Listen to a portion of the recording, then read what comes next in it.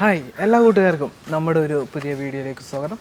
അപ്പോൾ ഇന്നത്തെ വീഡിയോയിലൂടെ ഞാൻ ചെറിയൊരു പ്രൊഡക്റ്റാണ് നിങ്ങൾക്ക് പരിചയപ്പെടുത്തുന്നത്.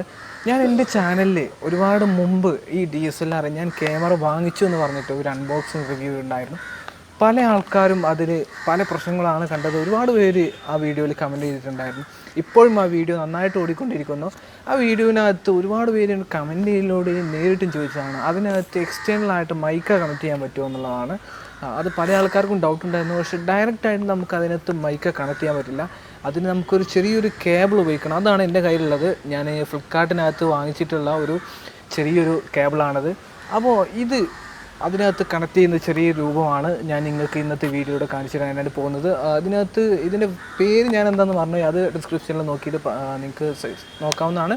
അപ്പോൾ ഏതായാലും പിന്നെ ഇതാണ് ഈ സാധനം. ഇതിൻ്റെ വില എന്ന് പറയുന്നത് ഏകദേശം 150 രൂപത്തോളം ഈ ഒരു സാധനത്തിൻ്റെ വില ഫ്ലിപ്കാർട്ടിനകത്ത് ഞാൻ വാങ്ങിച്ച ആ സമയത്ത് എനിക്കുണ്ടായിട്ടുണ്ട്.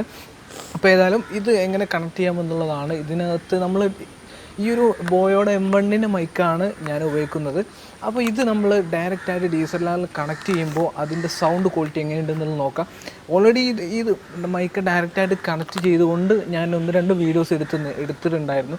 അത് നിങ്ങൾക്ക് ചിലപ്പം മനസ്സിലായിട്ടുണ്ടോ എന്നറിയില്ല.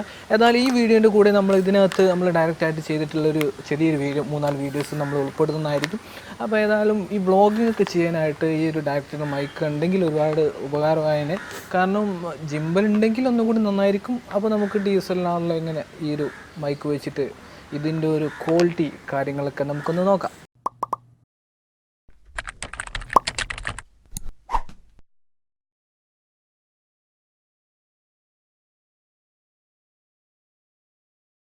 ഹായ്, അപ്പോൾ ഇപ്പോൾ നിങ്ങൾ കണ്ടുകൊണ്ടിരിക്കുന്നത് ഞാൻ എൻ്റെ ഈ ക്യാമറയിൽ ഡയറക്റ്റായിട്ട് മൈക്ക് ഒട്ടിയിട്ടുള്ള ഒരു വിഷ്വൽസാണ്. അപ്പോൾ ഇതിൻ്റെ ഒരു സൗണ്ട് ക്വാളിറ്റി എങ്ങനെയുണ്ട് എന്നുള്ളത് നിങ്ങൾ തന്നെ നോക്കുക.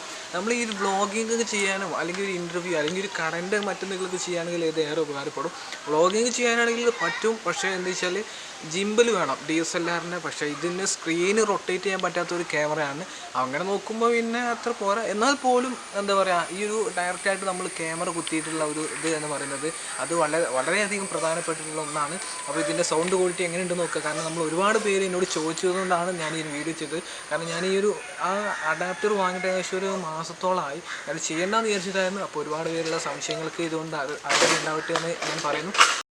ഇതാണ് നമ്മൾ ഫ്ലിപ്കാർട്ടിനകത്ത് വാങ്ങിച്ചിട്ടുള്ളത്. പല ക്യാമറകൾക്കും ഇത് പിന്നെ സൂട്ടാവില്ല. കാരണം ഇത് ഒരുപാട് സൈസിനകത്തുള്ളത് വരുന്നുണ്ട്. എൻ്റെ കയ്യിലുള്ളത് ഇത് ഏറ്റവും ചെറുതാണ്.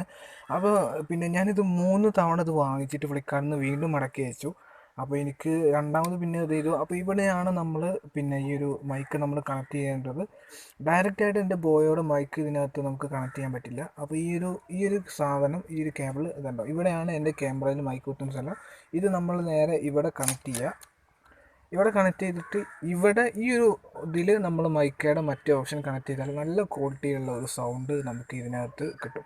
അപ്പോൾ ഇത്രയുള്ള ഒരു വീഡിയോയിൽ അപ്പോൾ ഈ കാര്യങ്ങളൊക്കെ മനസ്സിലായല്ലോ. അപ്പോൾ ഈ വീഡിയോ ഇഷ്ടമായാൽ തീർച്ചയായിട്ടും എൻ്റെ ഈ ചാനൽ സബ്സ്ക്രൈബ് ചെയ്യുക. വീഡിയോയെക്കുറിച്ചുള്ള അഭിപ്രായം വീഡിയോക്ക് താഴെ കമൻറ്റായിട്ട് രേഖപ്പെടുത്തുക. അപ്പോൾ അടുത്ത വീഡിയോയിൽ വേറൊരു സബ്ജക്റ്റുമായിട്ട് നമുക്ക് വീണ്ടും കാണാം. Okay, by.